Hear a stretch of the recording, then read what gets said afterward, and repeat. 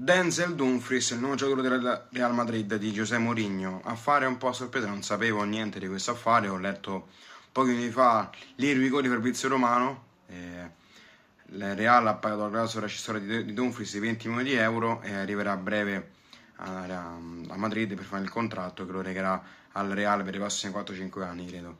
L'Inter vivrà prepotentemente su Palestra, con la quale c'è già un accordo di massima sullo stipendio e il contratto, mentre l'Atalanta c'è da ancora da lavorare, però magari magari con insieme di qualche bonus oltre la base fissa di 40 milioni di euro potrebbero chiudere l'operazione che appunto sostituirebbe il buon Dumfries che è partito per la volta di Madrid. Al suo posto arriverà, come credo, a meno di clamorosi compiacenti, arriverà il buon Palestra, reduce una buonissima stagione fatta con il Cagliari in questo campionato 26-25-26.